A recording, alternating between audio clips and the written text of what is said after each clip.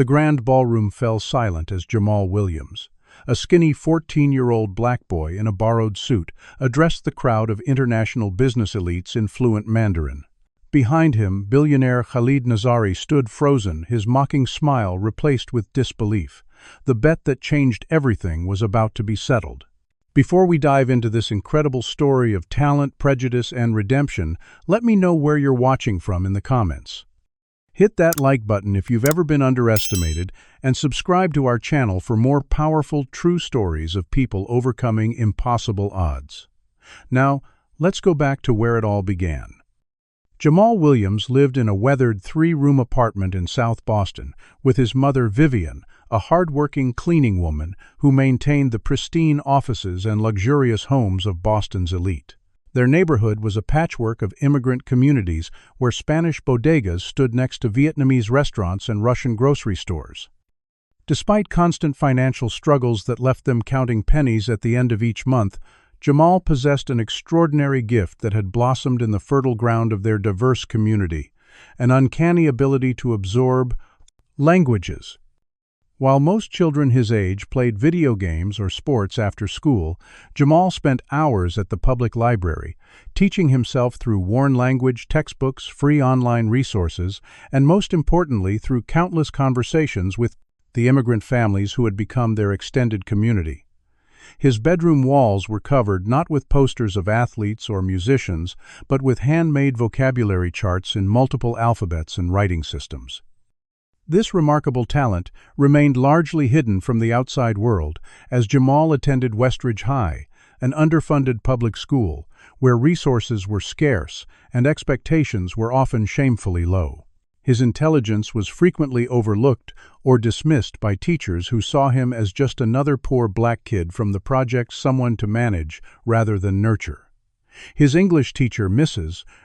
Donnelly, once caught him reading a Russian novel during lunch break and assumed he was simply looking at the pictures, never bothering to discover he was actually translating it page by page.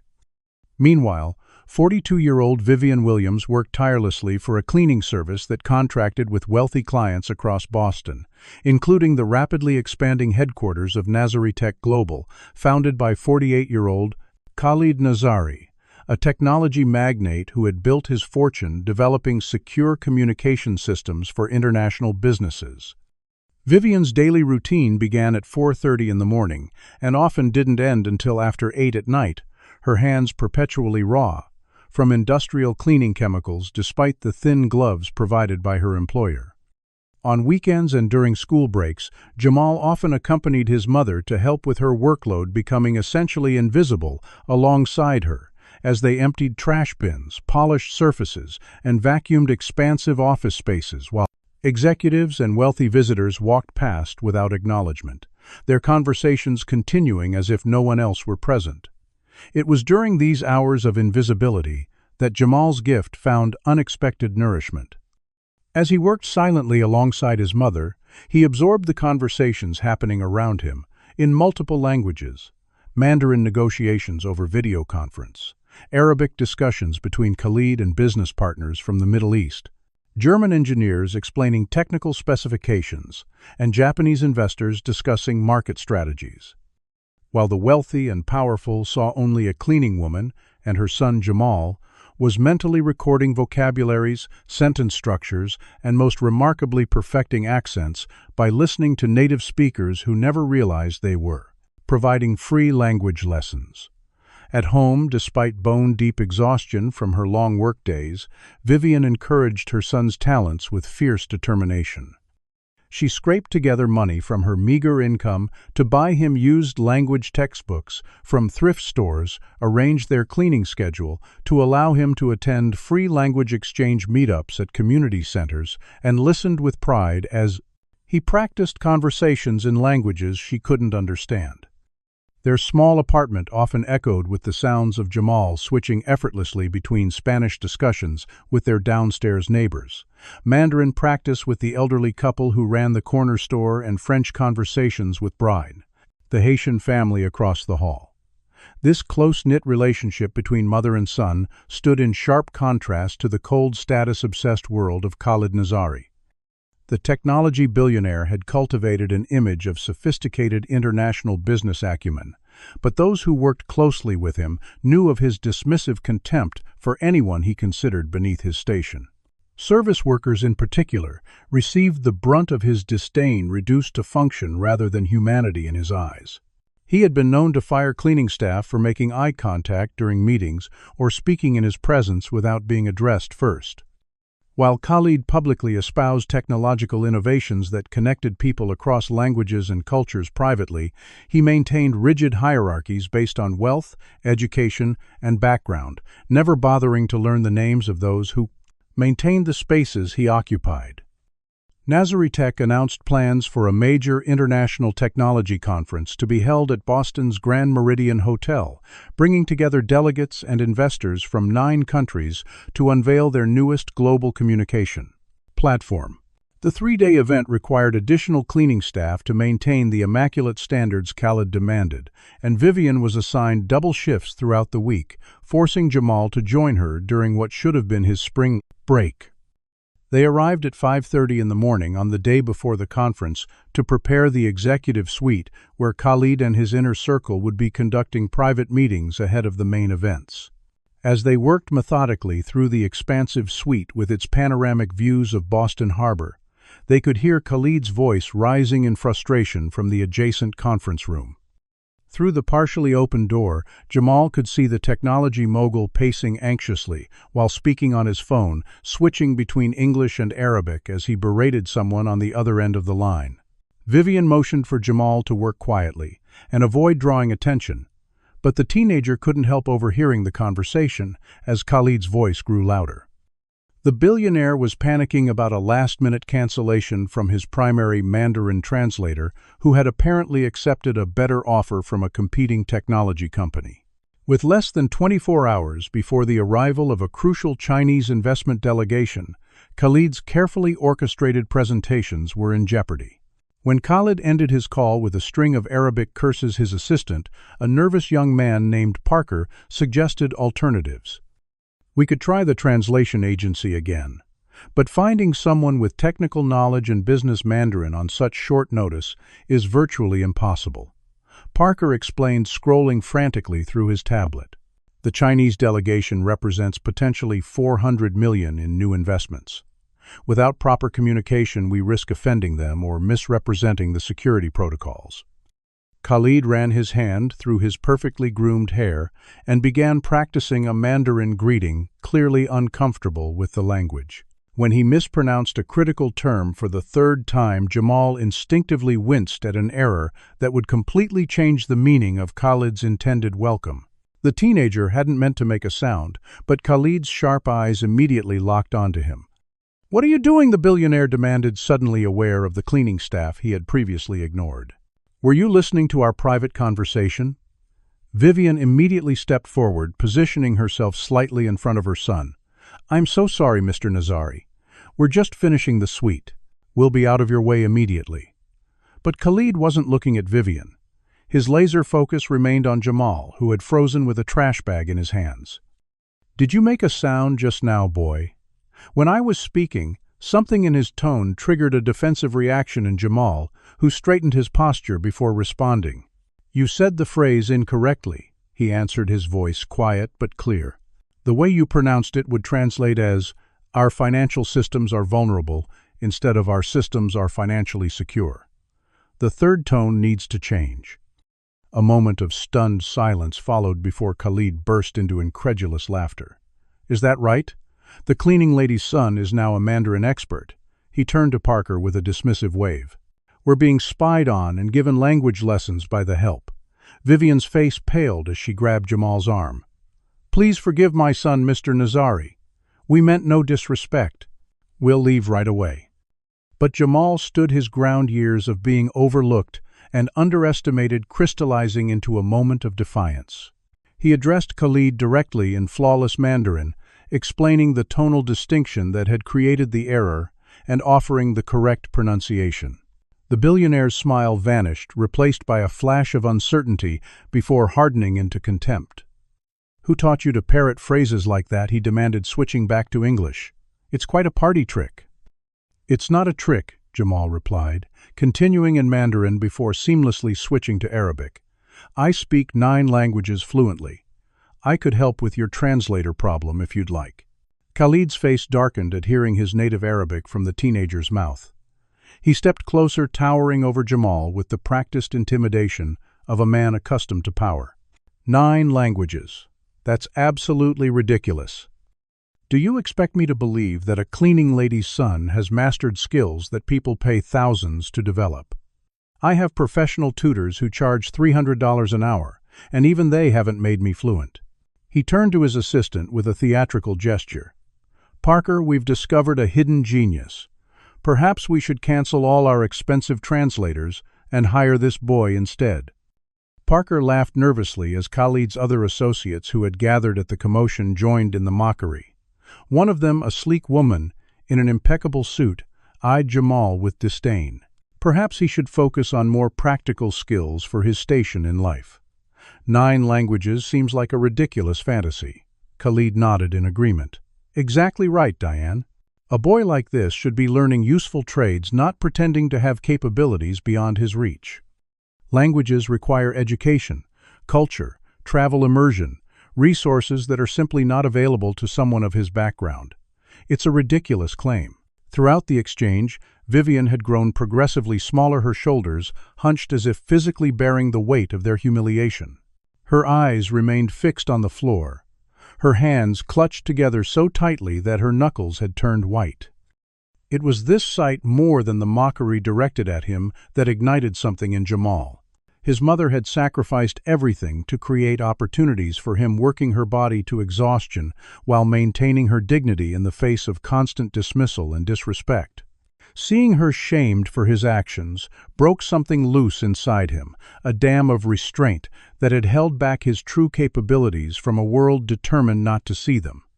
"You think it's impossible because you've decided people like us can't do extraordinary things," Jamal said, his voice steady despite the rapid beating of his heart. "You've never had to learn languages to survive or help your community. For you, it's a business advantage or a status symbol. For me, it's how I help the Vietnamese couple down the street read their medication instructions, or how I translate lease agreements for the Brazilian families in our building so they don't get exploited." He straightened to his full height, still a head shorter than Khalid, but somehow no longer seeming small. "I speak English, Spanish, Mandarin, French, Arabic, Russian, Portuguese, Japanese, and German. I didn't learn them in expensive programs or exclusive schools. I learned them from people you would walk past without noticing, from books you would never bother to read, and from a determination you couldn't understand." The silence that followed Jamal's declaration stretched uncomfortably until Khalid's incredulous laughter shattered it. "That's quite a speech," the billionaire said, clapping slowly. "Very inspiring. 9 languages from a 14-year-old with no formal training. Next, you'll tell me you've invented a better communication platform than the one my engineers with PhDs have spent 3 years developing." Jamal remained still, his eyes locked with Khalid's. "I don't need you to believe me. I know what I can do." Something in the boy's quiet confidence needled Khalid, disrupting his sense of the natural order. This was not how invisible people were supposed to behave, not the deference he was accustomed to receiving. "You know what," Khalid said, a dangerous smile spreading across his face. "Let's put this extraordinary claim to the test, shall we? Since you're so confident in your abilities." He circled Jamal like a predator performing for his assembled associates. "I propose a bet, young man. If you can prove fluency in these 9 languages during our international conference, I will personally fund full college scholarships for 20 students from your school." The offer hung in the air, surprising even Khalid's own staff. For a moment, genuine hope flickered across Jamal's face before Khalid continued. "But when you fail, as you inevitably will, and your mother will work for me personally without pay for an entire year. Think of it as an educational opportunity to learn your proper place in the world." Vivian finally found her voice, stepping forward with panic evident in her eyes. "No, please, Mr. Nazari. That's not necessary. Jamal didn't mean to cause trouble. We don't want any special treatment or challenges. We just want to do our jobs." But Khalid wasn't looking at her. His focus remained on Jamal, watching for signs of the boy backing down from his ridiculous claims. Well, are your 9 languages real or just a story you tell to make yourself feel special? Jamal glanced at his mother, seeing the fear in her eyes, but also the lifetime of sacrifices she had made to nurture his gifts while the world dismissed them both. He turned back to Khalid. "I accept your bet," he said, "but with one condition. You have to test me fairly, not set me up to fail." Khalid's smile widened. "Oh, I'll be perfectly fair. You'll demonstrate your supposed fluency with our international delegates themselves. Not just casual conversation, mind you, but proper business, terminology, technical concepts, cultural nuances, the real mastery that actually matters in this world." He turned to Parker. "Make arrangements for the boy to serve as waitstaff during the conference. He can demonstrate his languages while performing a function appropriate to his capabilities." He emphasized the word appropriate with unmistakable condescension. "And make sure everyone knows about our little arrangement. I want witnesses when this farce concludes." Parker nodded uncomfortably, making notes on his tablet, as Khalid's other associates exchanged amused glances. Diane, the woman who had spoken earlier, leaned toward another executive. This should be entertaining, watching him crash and burn when faced with actual native speakers. Her comment, intentionally audible, drew smirks from the others. As the executives dispersed, satisfied with the morning's unexpected entertainment, Vivian pulled Jamal into the service corridor, her hands trembling as she gripped his shoulders. "What have you done?" she whispered, her voice breaking. "You don't understand what you've agreed to. Even if you are as good as you think, they'll find a way to say, 'You failed.' People like him don't lose to people like us." Tears welled in her eyes. "And now our livelihood is at stake. 1 year of unpaid work.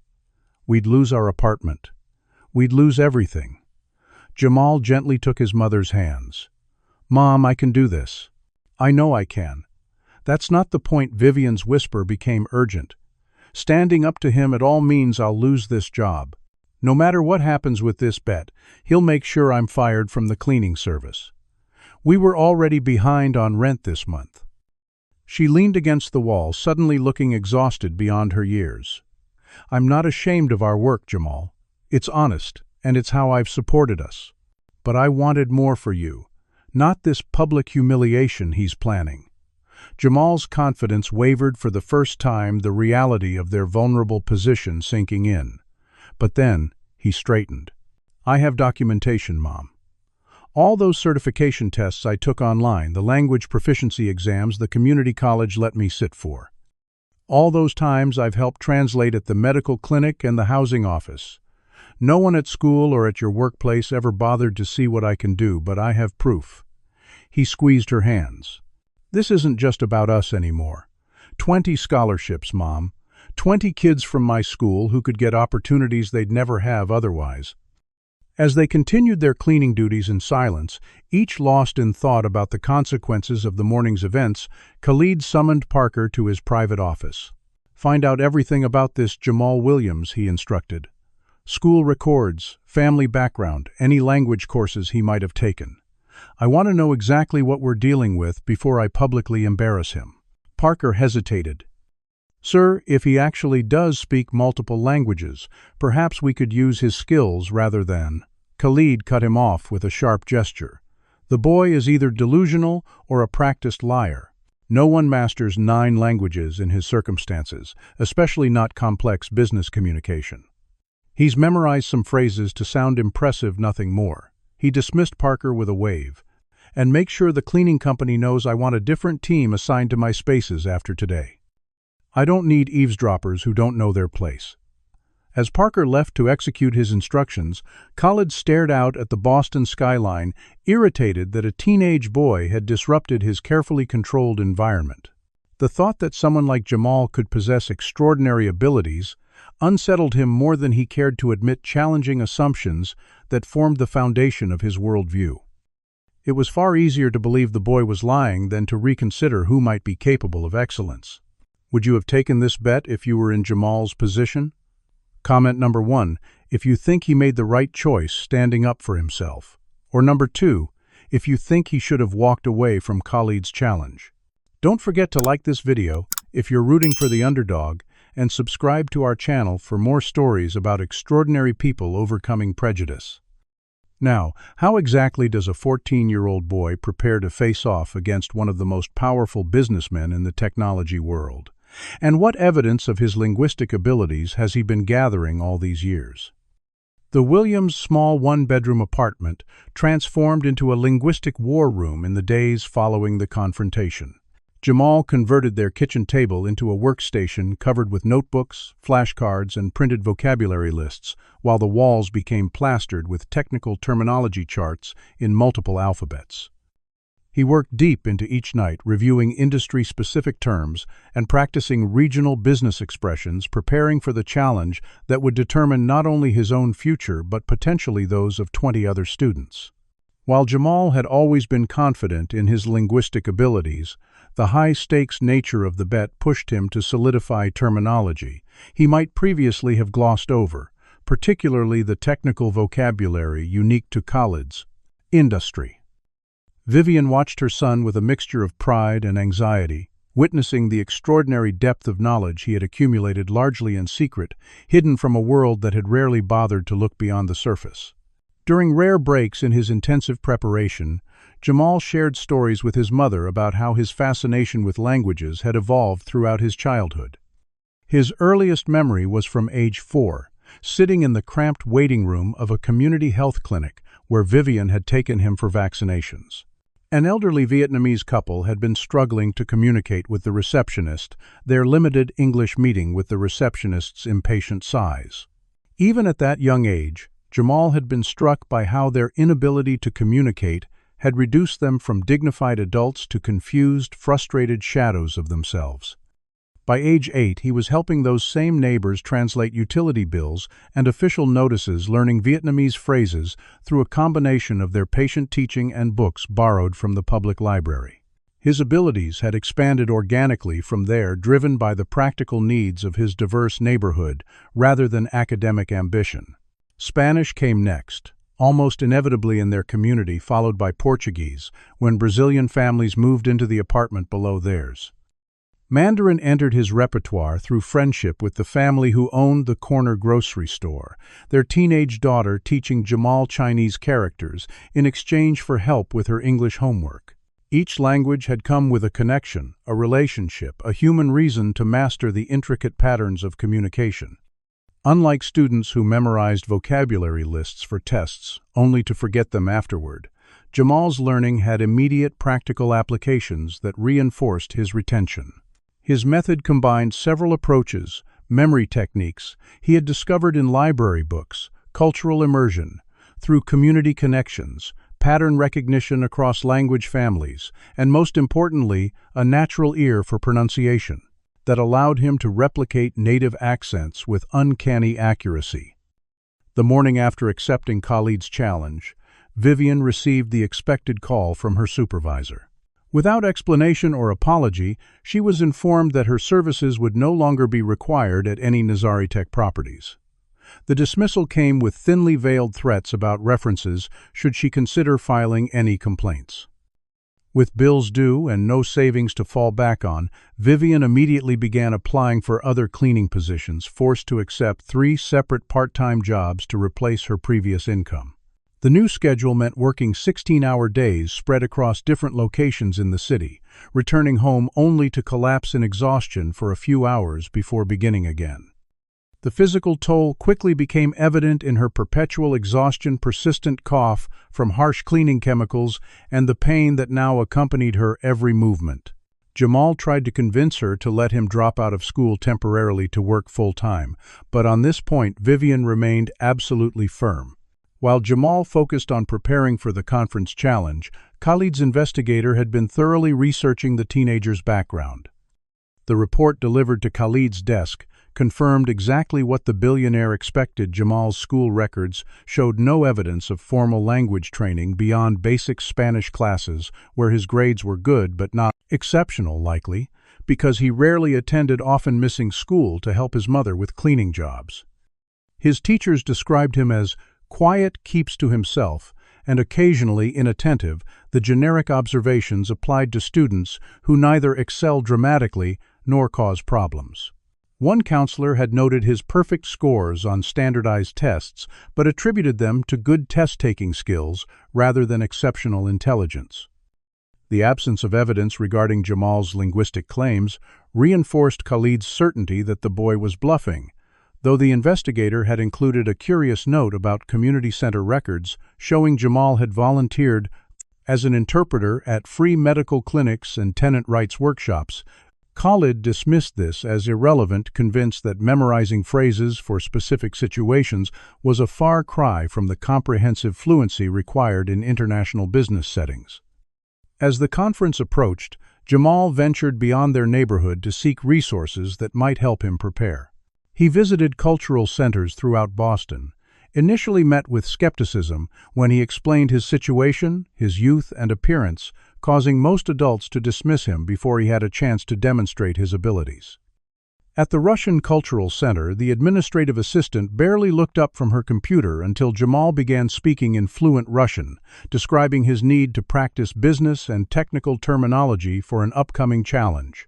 Her startled expression quickly transformed into enthusiastic assistance as she connected him with language instructors who provided materials and conversation practice.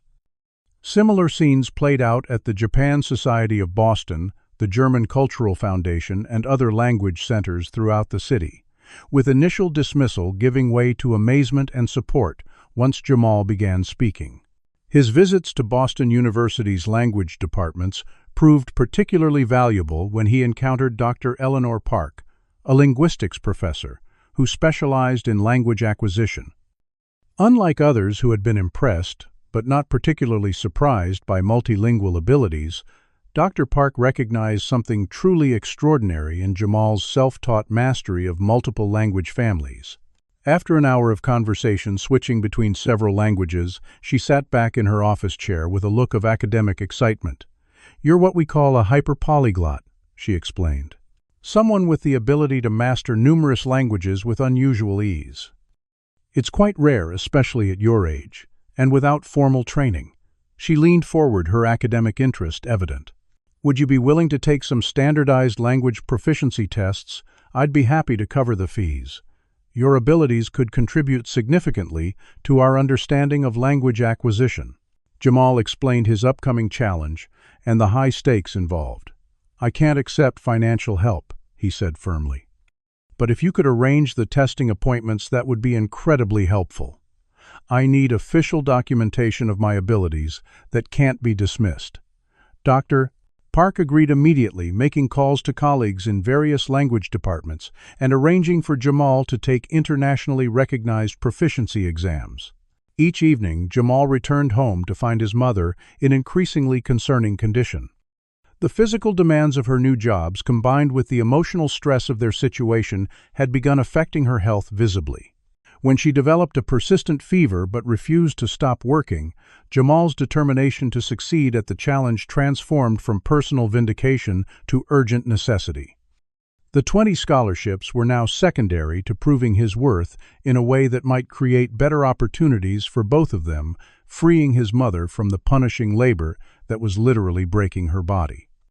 As he worked through business vocabularies and technical terms late into each night, the sound of his mother's labored breathing from their shared bedroom became both heartbreak and motivation, a constant reminder of the real human consequences behind what Khalid viewed as merely an amusing wager. As preparations for the international conference intensified, Khalid made no attempt to keep the bet private. Instead, he spoke openly about it among business associates, positioning himself as a benevolent figure, willing to give an overconfident young man a valuable life lesson. "The boy claims to speak 9 languages fluently. Can you imagine," he told a group of executives over lunch, "rather than simply dismissing him, I've offered him the opportunity to prove himself. If by some miracle he succeeds, 20 students from his underprivileged school will receive full college scholarships. It's my way of encouraging ambition, even if misguided." The carefully crafted narrative portrayed Khalid as generous and patient with a delusional teenager while setting expectations for Jamal's inevitable failure. What Khalid hadn't anticipated was how quickly the story would spread beyond his controlled business circles. Several industry blogs picked up the unusual human interest angle, publishing brief articles about the multilingual prodigy challenging a tech billionaire. While most coverage maintained skeptical distance, suggesting the boy was likely exaggerating his abilities, the stories nevertheless created public interest in the outcome. By the time Dr. Park introduced Jamal to a group of graduate students and faculty from Boston University's linguistics department, many had already heard versions of the story. Among the academics who volunteered to help Jamal prepare was Khalid Nazari, a Lebanese-American doctoral candidate specializing in Arabic dialects. After their first session working on technical vocabulary, Tariq asked Jamal to stay behind while the others packed up their materials. "I worked for Khalid Nazari for 2 years," he revealed once they were alone. "I was on his translation team before I left to pursue my PhD." Jamal's surprise must have shown on his face because Tariq nodded grimly. "Yes, I quit a 6-figure position to return to academia. Working for Nazari was financially rewarding but personally unbearable. The man has no respect for anyone he considers beneath him, which includes most of humanity." Tariq leaned forward, his expression serious. "You need to understand something important about your bet with him. Khalid Nazari never plays fair, and he never allows himself to lose. He will change rules, create impossible standards, or find technical loopholes to avoid admitting you've succeeded." The warning confirmed Vivian's fears, but rather than discouraging Jamal, it helped him prepare mentally for the challenge ahead. "What specific tactics should I watch for?" he asked. Tariq's insights proved invaluable, explaining how Khalid would likely try to trip him up with regional dialects, industry jargon, or deliberately misleading questions. Throughout the week, leading up to the conference, several of Vivian's former co-workers reached out to Jamal, having heard about the confrontation and bet. Many had experienced Khalid's demeaning treatment firsthand and were eager to help undermine his certainty of victory. Maria, who had cleaned Khalid's private office for 3 years, provided detailed information about the conference schedule and seating arrangements. "He's arranged for you to have the most difficult serving section," she explained, showing him the staff assignment charts she had photographed. "And look at the timing. Your serving duties will keep you running constantly, with barely any breaks to prepare between language demonstrations." Another cleaner named James, who had been fired for making eye contact with Khalid during a meeting, revealed that the billionaire had been practicing specific technical terminology to use against Jamal. "He's planning to throw complex technical terms at you without context, especially in Mandarin and Arabic. I overheard him practicing with his consultants." Perhaps most valuably, a security guard named Andre, who monitored the executive floor, shared that Khalid had specifically requested delegates known for difficult regional dialects and rapid speech patterns. He stacked the deck, kid. The French delegate is from a region with a particularly challenging accent, and the Russian representatives use a lot of technical slang that wouldn't be in standard language courses. Each piece of information helped Jamal adjust his preparation, focusing on the specific challenges Khalid was arranging. The network of support expanding around him stood in stark contrast to his previous invisibility, as people who had themselves been dismissed or overlooked recognized the significance of his challenge. 4 days before the conference, Vivian collapsed while cleaning an office building downtown. Her supervisor called Jamal, who found his mother in the building's first aid room, her breathing labored and her skin burning with fever. Despite her protests, he took her to the community health center, where the doctor diagnosed severe exhaustion complicated by a respiratory infection from constant exposure to industrial cleaning chemicals. "She needs complete rest for at least a week," the doctor instructed, writing prescriptions they could barely afford. No work, no exertion, proper nutrition, and these medications. Vivian shook her head weakly as they left the clinic. "I can't stop working. The rent is due next week, and your school fees." Jamal helped her to the bus stop, the weight of their situation settling heavily on his shoulders. "Maybe I should withdraw from the challenge," he said quietly. "Focus on finding work instead. The conference starts in 4 days, and you need care." Vivian gripped his hand with surprising strength. "Don't you dare. This is exactly what people like Khalid expect for us to back down to prioritize survival over opportunity. I've cleaned floors for 20 years, so you wouldn't have to, Jamal. Don't let him win by default. That evening, as Jamal helped his mother into bed and worried about how they would manage a knock at their apartment door, revealed an unexpected turn of events. Mrs. Perez from downstairs stood there with her daughter, both carrying containers of homemade soup and bread. Behind them were Mr. and Mrs. Nguyen. From the first floor, the elderly Vietnamese couple Jamal had first helped with translations years ago, holding grocery bags. "We heard Vivian is sick," Mrs. Perez said simply. "We are here to help." Throughout the evening, more neighbors arrived, bringing food, medicine, and offers of assistance.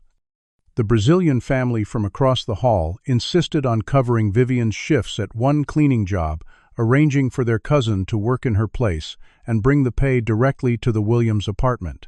The Somali family from 2 floors up sent their oldest son, a nursing student, to check Vivian's vital signs and ensure she was taking the prescribed medications correctly. By midnight, their refrigerator was full. Vivian's work schedule had been covered, and a rotation of neighbors had volunteered to check on her throughout the days when Jamal would be at school or the conference. It was a powerful demonstration of the community they had built through years of mutual support and Jamal's linguistic bridge building. The next morning, as Jamal prepared to leave for school, he found Sophia Chen waiting outside their building. Sophia worked as a community organizer for a local nonprofit focused on immigrant rights and educational equity. "I heard about your challenge with Nazari," she said, without preamble. "This is bigger than just you and him, you understand. This is about challenging the systems that keep talented kids like you invisible, while mediocre men with money and connections are assumed to be brilliant." Her directness was refreshing after days of careful diplomacy with Khalid's representatives. "I want to document what happens at this conference," she continued. "Whether you win or lose by his arbitrary standards, people should see how these power dynamics play out. With your permission, I'll have people recording and taking notes throughout the event." Jamal hesitated, considering the additional pressure of public documentation. "Khalid won't like that." Sophia's smile was sharp. "Exactly. It prevents him from simply erasing what happens if it doesn't fit his preferred narrative." She handed him a business card. "Think about it. This could help others like you get recognized for their talents instead of being overlooked because of their background or appearance." As Jamal headed to school thinking about Sophia's offer, he realized how rapidly the private bet had evolved into something with potential consequences far beyond his personal vindication or the 20 scholarships. What had begun as a moment of defiance against one arrogant billionaire was expanding into a challenge to the systems that determined whose talents were valued and whose were dismissed, whose voices were heard and whose were silenced. The stakes had grown far beyond what either he or Khalid had initially imagined. The morning of the international conference arrived with a mixture of anticipation and apprehension. Jamal had slept barely 3 hours after a final intensive review of technical vocabularies, his mind cycling through conjugations and cultural nuances, even in his dreams. He dressed carefully in the server's uniform provided by the hotel, crisp black pants, and a white button-down shirt that hung slightly loose on his slender frame. Before leaving, he checked on his mother, who insisted on sitting up despite her obvious weakness. "Remember who you are," Vivian told him, adjusting his collar with trembling hands. "No matter what happens today, you've already won by forcing them to see you. Really see you." The Grand Meridian Hotel bustled with activity when Jamal arrived through the service entrance at 7:30 in the morning. The catering manager briefed about his unusual dual role as both server and participant in Khalid's challenge, assigned him to the most demanding section of the ballroom with barely concealed skepticism. "Mr. Doppler, Nazari has requested you handle tables 4 through 8, which include delegates from all 9 countries," she explained, handing him a service protocol sheet. "You'll need to maintain proper service standards while participating in these language demonstrations." Her tone made clear she considered the arrangement a disruption to her carefully orchestrated service plan. Jamal quickly discovered that Khalid had instructed his staff to create additional obstacles. The other servers received detailed briefings about the delegates' preferences and dietary restrictions, information deliberately withheld from Jamal. When he attempted to review the menu to familiarize himself with the dishes he would be serving, the sous chef abruptly closed the folder. "Mr. Nazari said you should work without special preparation. Something about creating authentic conditions for your challenge. During the hour before guests arrived, Jamal found unexpected allies among the kitchen staff. The head pastry chef, a middle-aged woman from Haiti, overheard his conversation in French with a dishwasher and paused her work. "You really do speak multiple languages," she said, surprise evident in her voice. When Jamal explained the situation, she snorted dismissively. Typical rich man games. Playing with people's lives for entertainment. She surreptitiously slipped him a copy of the menu and a list of ingredients for each dish, allowing him to memorize the descriptions he would need to provide to guests. Other staff members, many immigrants themselves, found moments to practice with him during brief breaks in their preparations. A line cook from Japan quizzed him on proper honorifics for business contexts, while a Brazilian server corrected his formal Portuguese phrases for addressing dignitaries. When not actively serving, Jamal was instructed to wait in a service corridor rather than in the main ballroom where he might overhear the delegates' conversations and prepare his responses. This meant he had to enter each language demonstration cold, without context for the discussions he was joining. The conference began with a breakfast reception where Khalid moved confidently among his international guests, every inch the sophisticated global businessman. He pointedly ignored Jamal until the Japanese delegation was seated for their first meal, at which point he beckoned the teenager forward with an exaggerated gesture. "Allow me to introduce you to our special staff member today," Khalid announced as Jamal approached with water pitchers. "This young man has made an extraordinary claim that I thought might interest you as we discuss global communication." He explained the bet with carefully crafted amusement, framing it as a charitable opportunity he had created to teach an ambitious but misguided teenager about reality. He believes he speaks 9 languages fluently, including Japanese, which I thought you gentlemen might help evaluate. The Japanese delegates, 3 serious men in impeccable suits, turned their attention to Jamal with expressions ranging from curiosity to discomfort at being drawn into Khalid's spectacle. The eldest delegate, Mr. Tanaka, folded his hands on the table. "What would you like the young man to demonstrate?" he asked Khalid in English. "Perhaps you could discuss the regulatory frameworks for data security implementation that we were just reviewing," Khalid suggested with a satisfied smile, certain he had selected a topic far beyond a teenager's comprehension. Mr. Tanaka nodded and turned to Jamal, switching to rapid Japanese with a formal business intonation. He asked a complex question about Japan's recent amendments to their data protection laws and how they might affect cross-border technology implementations. The table fell silent as all eyes turned to Jamal, who carefully set down his water pitcher before responding in equally formal Japanese.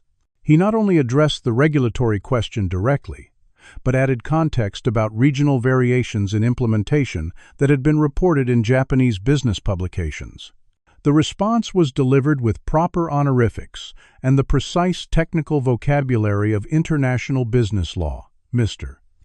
Tanaka's eyebrows rose slightly, the only indication of his surprise, before he asked a follow-up question about specific compliance requirements.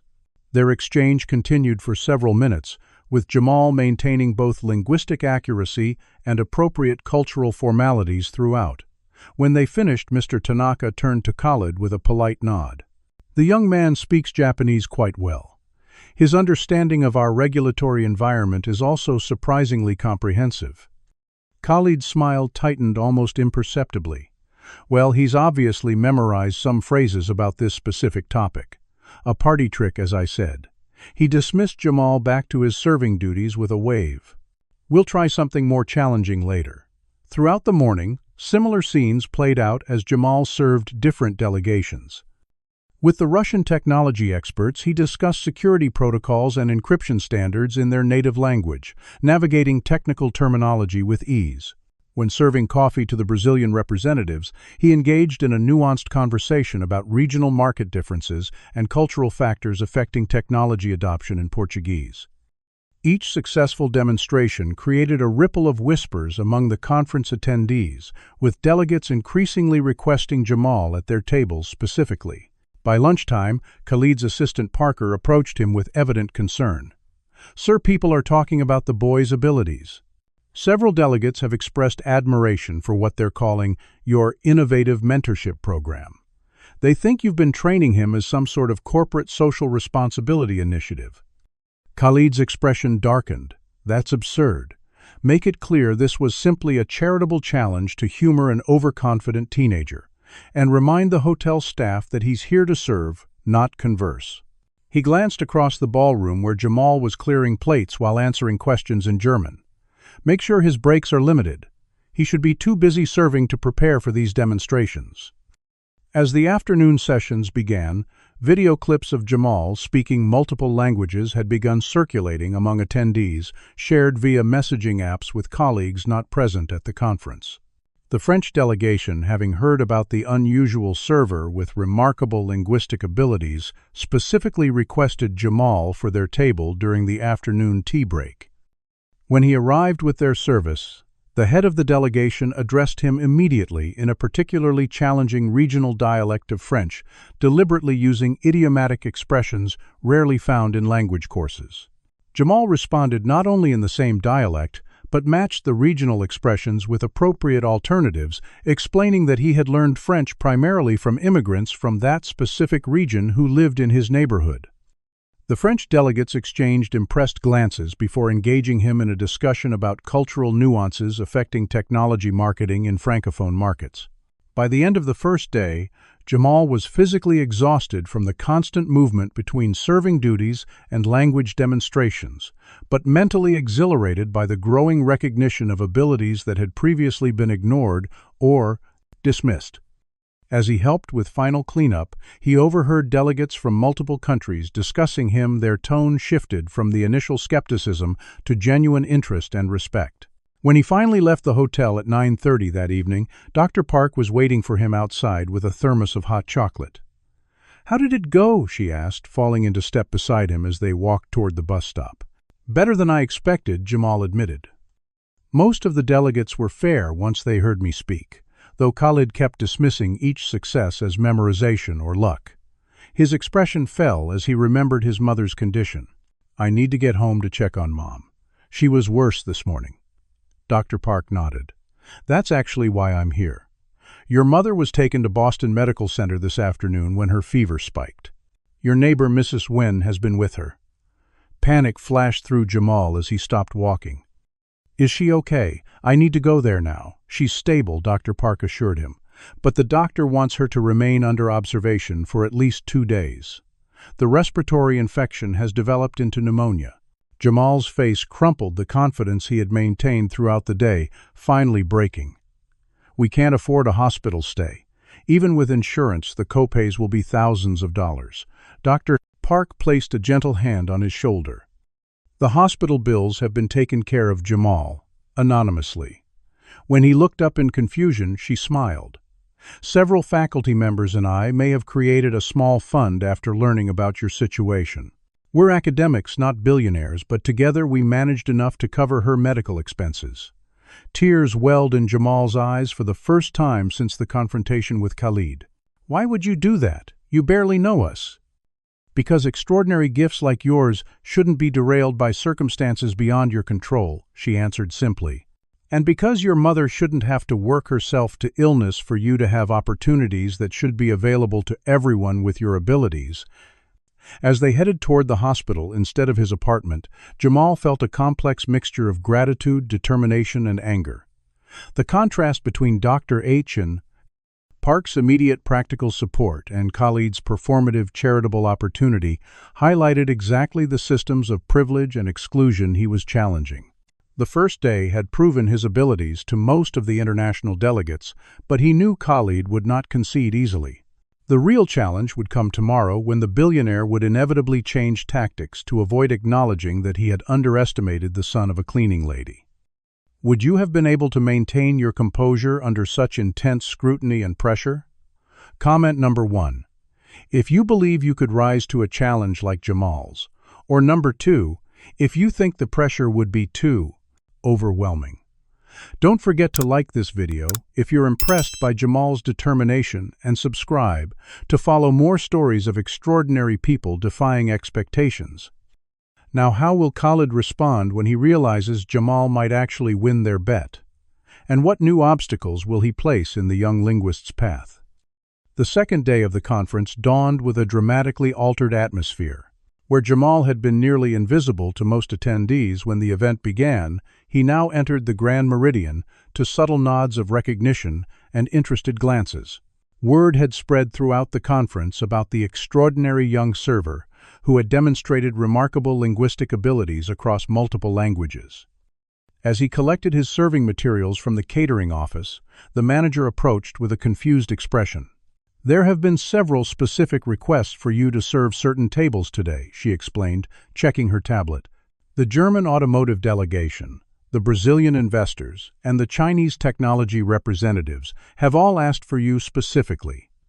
Her tone suggested this disruption to her carefully planned staffing rotations was unwelcome but unavoidable, given the high-profile nature of the requests. Jamal nodded professionally, maintaining his composure, despite the small thrill of vindication. "I'll make sure the service standards remain consistent," he assured her. Before he could leave for the main ballroom, Parker intercepted him in the service corridor, Khalid's assistant, looking significantly more stressed than the previous day. "Mr. Nazari wishes to clarify the terms of your challenge," he stated, not quite meeting Jamal's eyes. "Rather than demonstrating your remaining languages throughout the conference as previously discussed, he requires you to demonstrate all remaining languages during tonight's dinner session." The abrupt rule change confirmed Tariq's warning about Khalid's tactics. "That wasn't our agreement," Jamal pointed out. "The original terms were to demonstrate all 9 languages over the 3-day conference." Parker's uncomfortable expression confirmed he was well aware of the unfairness. "Mr. Nazari feels the accelerated schedule will provide a more definitive test of your actual fluency rather than prepared phrases." Before Jamal could object further, a voice called his name from the ballroom entrance. A woman with press credentials approached, recorder in hand. "Jamal Williams, I'm Sierra Martinez from Tech Business Today. Would you be willing to comment on your language challenge with Khalid Nazari? Our readers are fascinated by your story." Parker immediately stepped between them. "Mr. Nav, Williams is staff for this event and not authorized to speak with press. Please direct all inquiries to Nazari Tech's Media Relations Department." He physically guided Jamal away from the reporter, lowering his voice. "Mr. Nazari has instructed security to prevent unauthorized interactions with media representatives. Please focus on your serving duties until the designated demonstration time." As Jamal began his morning service rounds, he noticed security personnel watching him closely, moving to intercept whenever reporters or even curious delegates attempted to engage him in conversation outside the formal demonstrations. The restriction created an ironic dynamic where Jamal was only permitted to speak freely when Khalid was present to witness and potentially discredit his abilities. While collecting empty coffee cups from a recently concluded breakout session, Jamal felt a tap on his shoulder and turned to find Tariq, the Lebanese-American doctoral student who had helped him prepare. "Khalid changed the rules, didn't he?" Tariq asked, without preamble, keeping his voice low. When Jamal nodded, Tariq slipped him a folded paper. "These are the specific topics each delegation will be discussing tonight. Technical vocabulary, business idioms, and cultural references they're likely to use. I still have contacts among the translators." The information was invaluable, giving Jamal crucial context for the terminology he would need to navigate during the compressed demonstrations. "Why are you helping me?" Jamal asked, genuinely curious about why so many people had rallied to his cause. Tariq's expression hardened. 2 years ago, Khalid rejected a brilliant security engineer for a leadership position explicitly because of her background. She was a hijabi Muslim woman from Yemen with more qualifications than anyone on his existing team. I overheard him tell the hiring director that she wouldn't present the right image for executive meetings. He shook his head at the memory. I resigned the following week, but I should have done more to challenge his prejudice. This is my small contribution toward balancing that scale.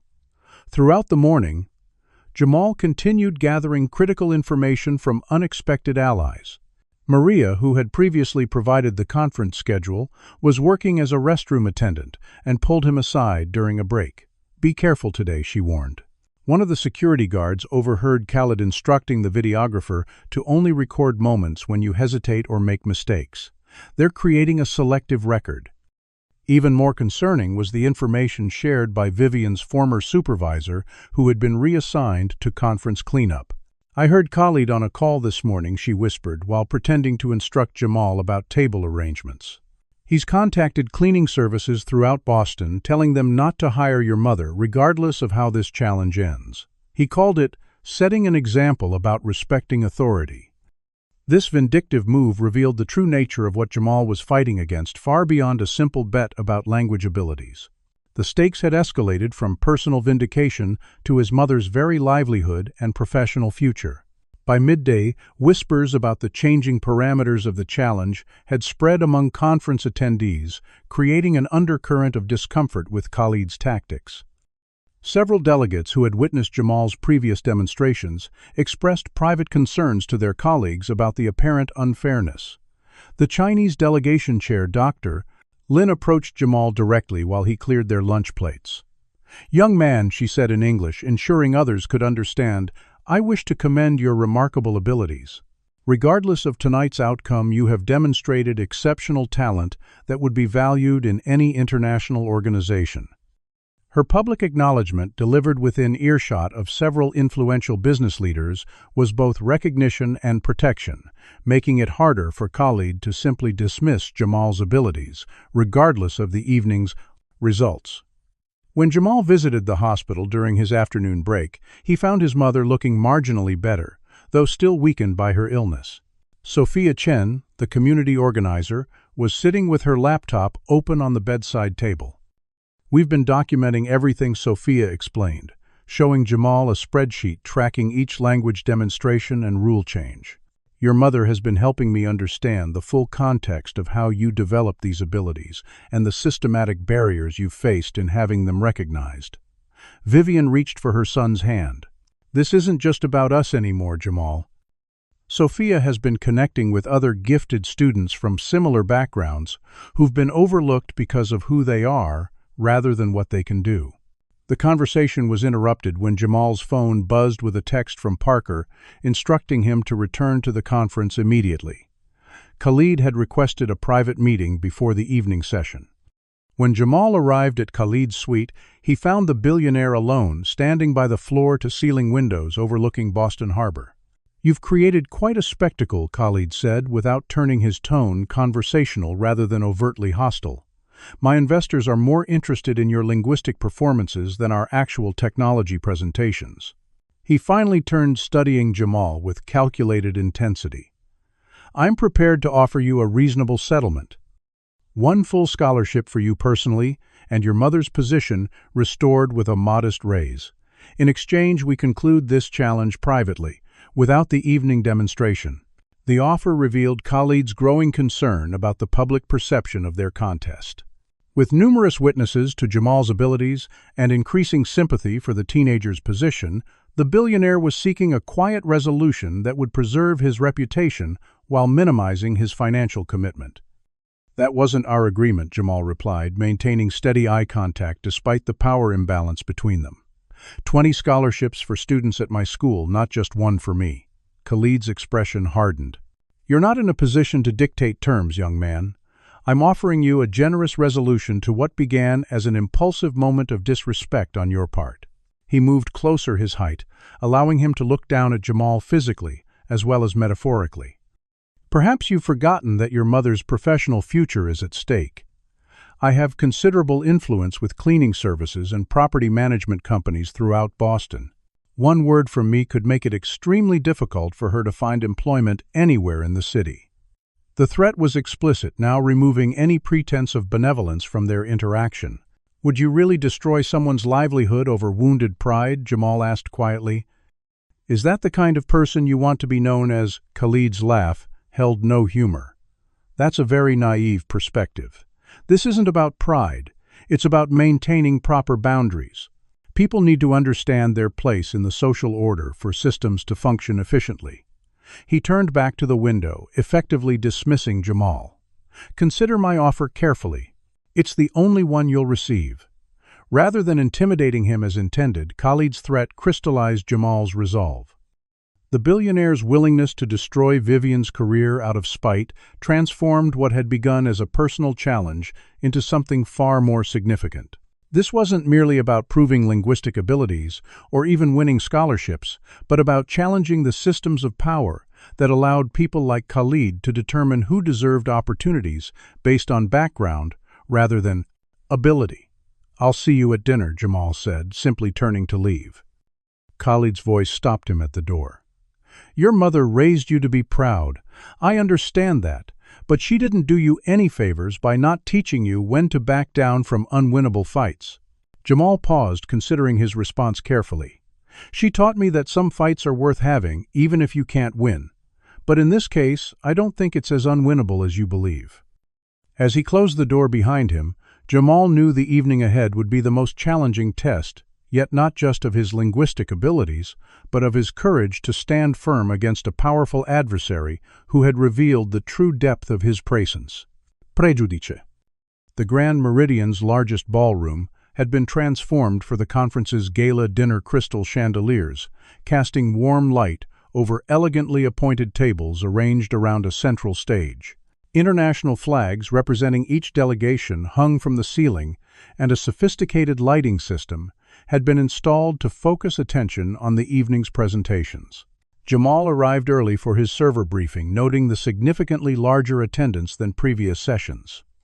Word had spread beyond the immediate conference, participants drawing additional business leaders, academics, and even local politicians curious about the unusual challenge. More concerning was the media presence, with several technology and business publications having sent reporters despite Nazari Tech's attempts to control the narrative. Khalid had arranged for Jamal to serve the tables furthest from the central stage, requiring him to navigate the entire room while carrying trays of elaborate appetizers and champagne flutes.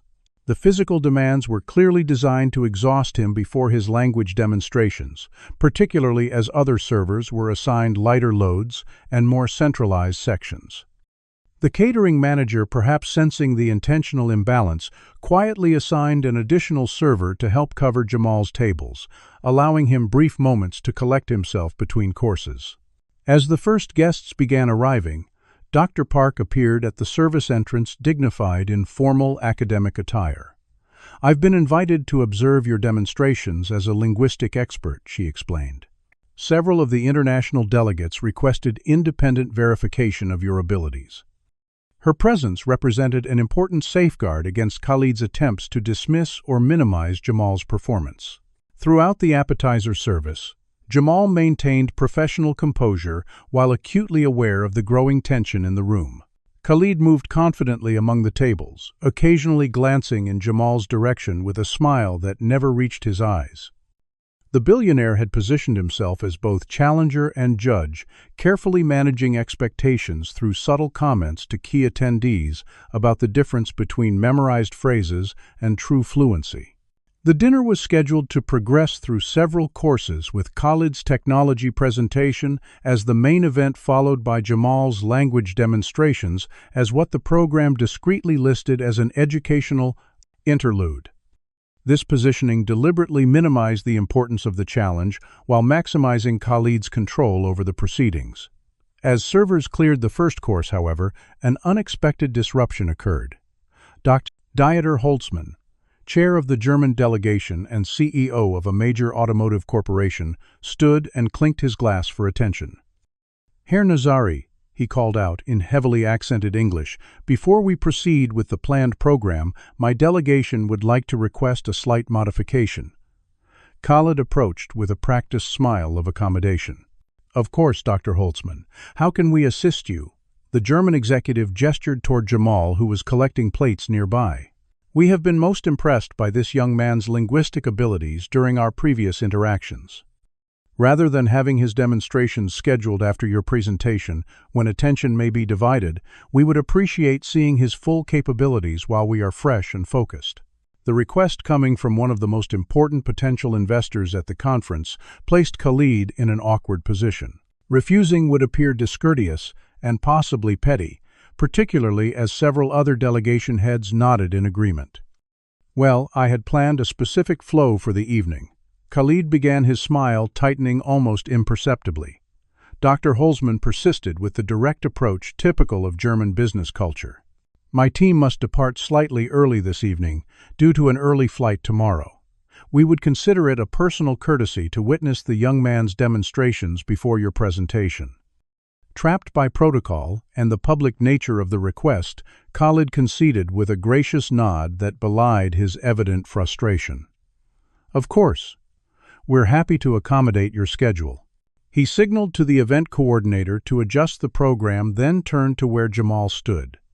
It seems your moment has arrived earlier than planned. Are you prepared to demonstrate your remaining languages for our distinguished guests? Though phrased as a courtesy, the question contained a clear challenge, expecting Jamal to request time for preparation that would support Khalid's narrative about memorized phrases rather than true fluency. "I'm ready whenever you are," Jamal responded, simply handing his serving tray to another staff member. As he moved toward the central stage, still wearing his server's uniform, the contrast between his position and the power dynamics of the room could not have been more stark. Where the other presenters wore formal business attire and carried sophisticated presentation materials, Jamal stood empty-handed in clothing that deliberately marked him as service staff. Khalid took the microphone with the comfortable authority of someone accustomed to commanding attention. "Ladies and gentlemen, as some of you may have heard, we have an unusual educational demonstration this evening. Young Jamal here, who has been serving your meals, approached me with an extraordinary claim of fluency in 9 languages despite his limited educational background." The framing was subtle but clear, establishing expectations for failure, while positioning Khalid as generously providing an opportunity. While he has shown some aptitude in basic conversation tonight, he will attempt to demonstrate true fluency in his remaining languages, handling complex business and technical concepts without preparation. Khalid gestured for Jamal to join him on stage, the significant height difference between them creating a visual power imbalance. Jamal will now attempt to converse with representatives from each delegation in their native languages. Our distinguished guests will determine whether his abilities constitute actual fluency or merely memorized phrases. The stage lights felt uncomfortably warm as Jamal faced the assembled business leaders, aware that this moment would determine not only the outcome of the bet, but potentially his future opportunities and his mother's professional prospects. Yet where nervousness might have been expected, he felt a surprising calm, the culmination of years spent developing skills that had gone unrecognized until now. The Spanish demonstration came first, with Jamal engaging the Colombian technology investors in a detailed discussion of market penetration strategies for communication platforms in Latin America. He navigated regional vocabulary differences and business idioms with natural ease, responding to deliberately complex questions about regulatory frameworks with appropriate technical terminology. When one executive intentionally used obscure industry slang to test him, Jamal not only understood, but responded with equivalent colloquialisms, explaining their origins in Colombian business culture for the benefit of other attendees. For his Portuguese demonstration, he discussed economic policy impacts on technology adoption, with the Brazilian delegation switching seamlessly between formal business Portuguese and the more casual register appropriate for building rapport. The delegation head attempted to trip him up by referencing regional expressions from different parts of Brazil, but Jamal identified each one's origin correctly, while maintaining the thread of their complex economic discussion.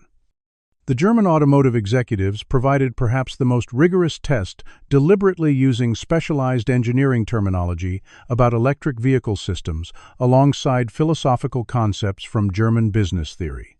Jamal not only kept pace, but contributed meaningful insights about the intersection of engineering challenges and market positioning, earning appreciative nods from Dr. Holzman.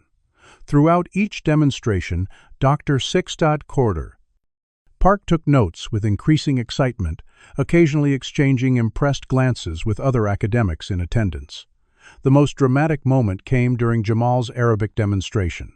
Rather than simple business conversation, he spoke directly to Khalid about the billionaire's family history and regional background, referencing specific cultural contexts from Khalid's hometown that would only be known to someone with deep understanding of the language and culture. The personal nature of the information clearly unsettled Khalid, whose practiced smile faltered as Jamal demonstrated knowledge that went far beyond memorized phrases. For his final demonstration, Jamal addressed the French delegation not with business terminology but with a more personal approach. Speaking in flawless French with appropriate cultural nuances, he delivered an impromptu speech about educational opportunity and the invisible barriers that prevent talented individuals from disadvantaged backgrounds from having their abilities recognized.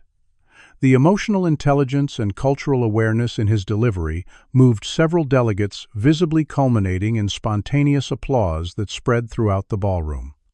As the applause faded, Khalid quickly reclaimed the microphone, his expression controlled but tension evident in his posture. An impressive performance, certainly. Jamal has clearly invested significant time in memorizing key phrases and responses. He turned to address the assembled delegates directly. However, we should recognize the difference between prepared demonstrations and the true mastery that comes from formal education and cultural immersion. While I applaud his ambition, I think we've seen the limitations of self-taught approximation versus genuine fluency. The dismissal was so at odds with what the room had just witnessed that several delegates exchanged confused glances. The Japanese delegation head, Mr. Tanaka, raised his hand to speak. "If I may, Mr. Nazari, I would like to test the young man's Japanese further, with completely unprepared questions about our recent regulatory framework changes that were only announced yesterday." Similar requests came from other delegations, each proposing unscripted topics that could not possibly have been prepared for in advance. What followed was an extended session of impromptu questioning across multiple languages, with delegates deliberately using regional dialects, technical jargon, and culturally specific references. Jamal navigated each challenge with consistent accuracy and appropriate cultural nuances, his abilities becoming increasingly undeniable with each exchange. As the demonstrations concluded, Dr. Park approached the stage with a portfolio of documents. As an independent linguistic expert, I've been asked to provide context for Jamal's abilities, she explained, handing copies to Khalid and several delegation heads. These are official certification results from internationally recognized language proficiency examinations that Jamal completed this week. In all 9 languages, he has scored at C1 or C2 levels, the highest proficiency categories recognized for non-native speakers. The concrete evidence of Jamal's abilities combined with his live demonstrations created an undeniable case that even Khalid's considerable influence couldn't dismiss. Cornered by overwhelming evidence and public witness, the billionaire attempted one final deflection. "Well, this has certainly been an entertaining interlude," he said with a tight smile. "Perhaps I underestimated the boy's memory capabilities. The bet was all in good fun, of course, a way to encourage ambition in young people, even if somewhat misplaced. Now shall we return to our scheduled presentation about Nazari Tech's latest innovations." The attempted pivot failed spectacularly when he added almost as an afterthought, "Though I still question whether a cleaning lady's son would truly benefit from college-level education, given his natural aptitudes clearly lie elsewhere." The comment revealing the true nature of Khalid's prejudice created an immediate chill in the room. Dr. Holtzman's expression hardened visibly while several other delegation heads exchanged disapproving glances. The French ambassador, who had been observing the proceedings with diplomatic neutrality, set down his wine glass with deliberate care. "Perhaps, Mr. Nazari, what we have witnessed this evening is precisely why educational opportunities should be based on demonstrated abilities rather than preconceptions about background." The politely delivered rebuke carried significant weight coming from such a distinguished figure, and similar sentiments were murmured around the room. The cumulative evidence of Jamal's extraordinary abilities, combined with Khalid's increasingly transparent prejudice, had transformed the evening from a simple demonstration into a powerful statement about talent, opportunity, and the flawed systems that often fail to recognize brilliance when it appears in unexpected forms. As Khalid attempted to regain control of the room and proceed with his planned presentation, it was clear that something fundamental had shifted. The whispered conversations among delegates and investors suggested that while the technology presentation would proceed as scheduled, the most memorable and impactful demonstration of the evening had already occurred, delivered by a blank, 14-year-old server who had forced a roomful of powerful people to reconsider their assumptions about capability, opportunity, and worth. 3 months after the conference, Jamal stood at a podium in Westridge High School's auditorium addressing the first 20 recipients of the newly established Opportunity Without Boundaries scholarships. The room was filled with students, parents, teachers, and community members, many recording the historic moment on their phones. Language is ultimately about connection. Jamal began his confidence evident, but tempered with humility. It's about breaking down the barriers that prevent us from recognizing each other's full humanity. The scholarships we celebrate today aim to do the same thing, removing financial barriers that prevent talented students from accessing the education they deserve. The journey from that tense conference evening to this moment of community celebration had been neither simple nor straightforward. Khalid had initially attempted to minimize his financial commitment through various legal maneuvers, offering reduced scholarships or extended payment timelines that would effectively nullify their impact. What he hadn't anticipated was how thoroughly the story had spread beyond his control, with business publications, educational organizations, and social media, all covering the remarkable challenge and its outcome. Technology executives who had witnessed Jamal's demonstrations spoke publicly about the teenager's extraordinary abilities and Khalid's reluctant acknowledgement of his victory. Several international delegates, impressed by both Jamal's linguistic talents and his grace under pressure, had contacted him directly with offers of educational opportunities and internships. Most significantly, Sophia Chen's careful documentation of the entire process, including the vindictive attempts to blacklist Vivian from employment, had created accountability that mere private promises could not have achieved. Under sustained public pressure and facing uncomfortable questions from major investors about diversity and inclusion practices within Nazari Tech, Khalid had ultimately fulfilled the terms of the bet, establishing the scholarship fund with surprisingly little additional resistance. The entire experience had revealed how systems of power both maintain themselves and can be challenged when their fundamental assumptions are publicly exposed.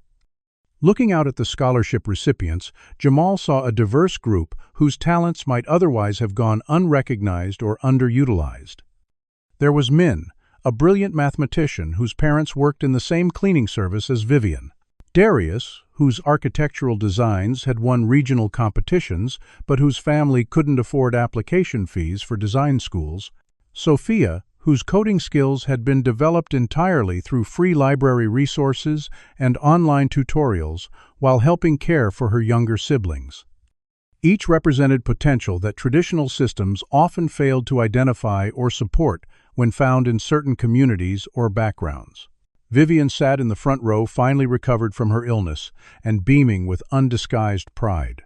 She had declined Khalid's belated offer to restore her previous position, instead accepting a role as community liaison for a non-profit language education program that had been inspired by Jamal's story.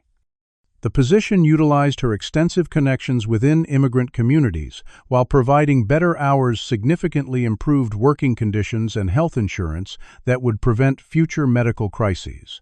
The organization focused on identifying multilingual talents among service workers and their children, creating pathways to utilize those skills professionally, rather than having them remain invisible assets. These scholarships represent more than financial assistance. Jamal continued gesturing to the recipients seated behind him. They represent recognition that brilliance appears everywhere, in every community and background, but opportunity does not. Our responsibility extends beyond identifying talent to actively creating systems where it can flourish regardless of circumstance. The scholarships had become merely the first step in a larger movement. News coverage of Jamal's challenge had inspired similar initiatives in other cities, with educational institutions and corporations examining their own practices for identifying and nurturing talent in overlooked communities. More importantly, it had sparked uncomfortable but necessary conversations about the assumptions underlying who was considered capable of excellence and whose abilities were dismissed based on background appearance or circumstance. Jamal himself had received offers from prestigious universities and specialized language programs, but had chosen to complete his high school education while developing the framework for what would become the Linguistic Bridge Project. Working alongside Dr. Park and a coalition of educators, community organizers, and international business leaders, impressed by his abilities, he had created a comprehensive program to identify and support students with linguistic talents from underserved communities.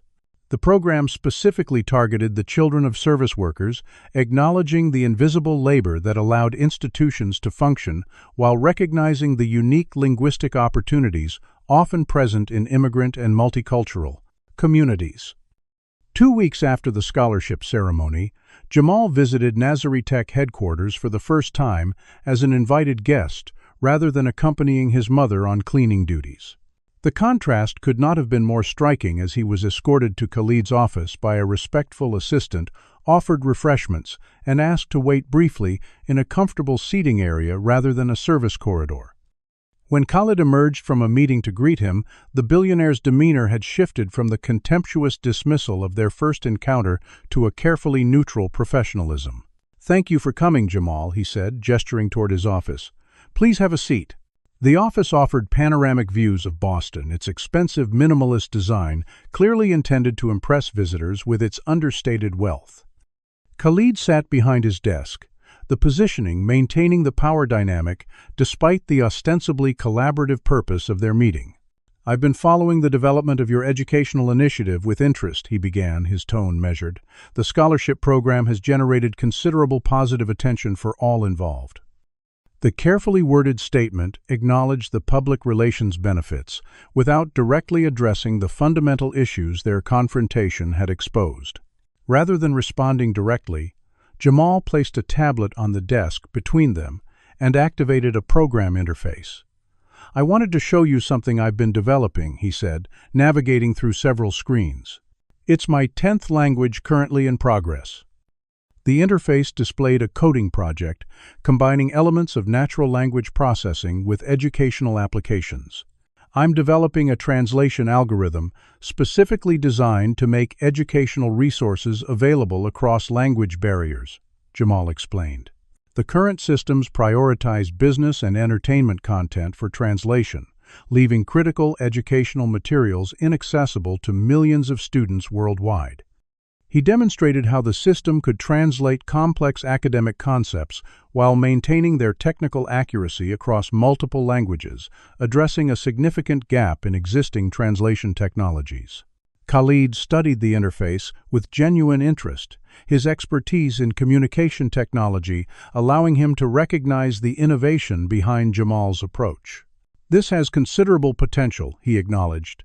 "Professional appreciation temporarily overriding personal history." "Have you considered commercial applications?" "That's actually why I'm here," Jamal responded. "The foundation supporting our work has limited resources for technical development. We need additional funding to make this freely available to educational institutions serving multilingual student populations." The request was direct but not confrontational, offering Khalid an opportunity for meaningful participation rather than obligatory compliance. For several moments, the billionaire considered the proposal, visibly working through calculations that were not merely financial. When he finally spoke, something in his tone had shifted from their previous interactions. "I've been doing considerable thinking since our challenge," he admitted, the acknowledgement clearly difficult for someone accustomed to being unquestionably right. "The assumptions I made about you based on your background were obviously incorrect and problematic." He chose his words carefully. neither fully apologizing nor dismissing the significance of his prejudice. "Your mother raised a remarkable young man." The statement, simple but sincere, represented a significant concession from someone who had previously considered Vivian merely a function rather than a complete person with her own accomplishments. "I'd like to provide funding for this project," Khalid continued, "not as an obligation, but because I recognize its value. My company has the resources to help scale this effectively." For the first time in their interactions, he was approaching Jamal as a person with valuable ideas rather than a curiosity to be dismissed or a challenge to be defeated. Jamal nodded, acknowledging both the offer and the subtle shift it represented. "I appreciate that. However, I'd want clear agreements about accessibility. This technology needs to remain available to underserved communities rather than becoming a premium product for those who can already afford alternatives." What followed was a negotiation between equals despite their age difference, with Jamal demonstrating sophisticated understanding of both technology development and community needs. By the meeting's conclusion, they had outlined a partnership that would maintain the educational focus of the project while providing the technical resources needed for broader implementation. Their final agreement required Nazari Tech to implement diversity initiatives within its own hiring and advancement practices, addressing the systemic issues that had been exposed through their original confrontation. As Jamal left the building, the security guard who had previously watched him suspiciously when he accompanied his mother now held the door with a respectful nod. The small gesture symbolized the broader shift their challenge had initiated, not only in individual attitudes, but in institutional practices that determined who was seen as belonging in spaces of opportunity and innovation. The true measure of change, however, was most evident 6 months later as Jamal and Vivian walked through their neighborhood on a crisp autumn evening. The same streets that had always been home now felt different, not because the physical environment had changed dramatically, but because of what had grown from the connections formed there. They passed the Vietnamese grocery where Jamal had first practiced his language skills as a child, now displaying a small sign offering translation services for community members. The community center, where he had attended free language exchange meetups, had expanded into a comprehensive educational hub, with classes in everything from coding to financial literacy being taught in multiple languages. Outside the center, a modest plaque acknowledged the founding support from both the Williams family and Nazari Tech, representing a transformed relationship built on recognition rather than hierarchy. Students from diverse backgrounds greeted them in various languages as they passed, many participating in programs that had grown from Jamal's challenge and subsequent initiatives. What had begun as a moment of defiance against one man's prejudice had expanded into systematic changes that benefited entire communities, creating pathways for talents that might otherwise have remained invisible. "You know what I've realized through all this?" Jamal said to his mother, as they watched a group of children practicing presentations in multiple languages. "True intelligence isn't measured by how many languages you speak or degrees you earn.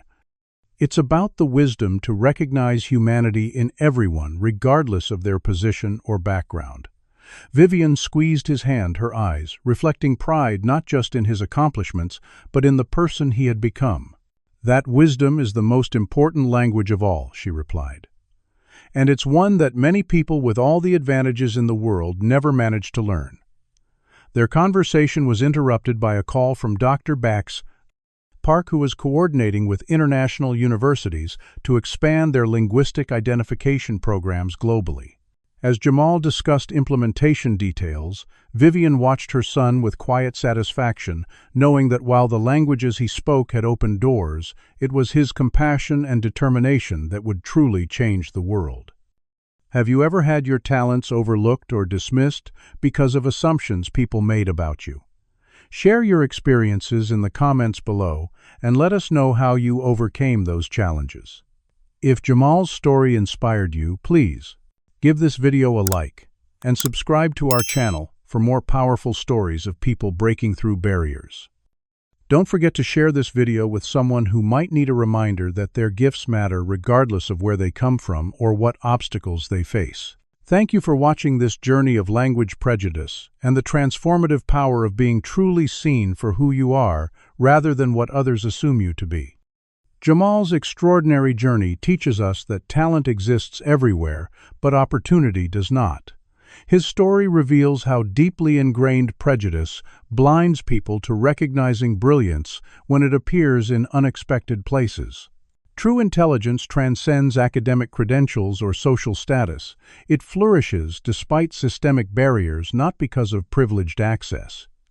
The most powerful lesson is that standing up against discrimination, even when the odds seem insurmountable, can transform not just individual lives, but entire communities. Khalid's journey from arrogant dismissal to reluctant respect demonstrates that confronting our biases, however uncomfortable, leads to personal growth and institutional change. Vivian's unwavering support reminds us that behind every exceptional achievement lies a foundation of sacrifice and belief from those who see our potential when others don't. Perhaps most importantly, this story reveals that the systems determining whose talents we value are not immutable. They can be challenged and reformed when their fundamental flaws are exposed. The languages we speak connect us across cultural barriers. But recognizing each other's full humanity is the most essential communication skill of all. By valuing diverse pathways to excellence rather than narrow definitions of success, we create a world where extraordinary gifts are cultivated rather than overlooked, regardless of where they appear. Has someone ever underestimated your abilities because of who you are or where you come from? Or have you discovered hidden talents in someone society had written off? Share your experiences in the comments below. Your story might inspire others facing similar challenges. If Jamal's determination to prove his worth against overwhelming odds resonated with you, hit that like button to help more people discover this powerful message. Subscribe to our channel for more extraordinary true stories about people overcoming prejudice and defying expectations. And please share this video with someone whose potential might be going unrecognized. Sometimes one story can give someone the courage to stand up for their own gifts. Thank you for joining us on this journey about language prejudice and the transformative power of being truly seen. Remember, your unique abilities matter, regardless of anyone's assumptions about what you can achieve.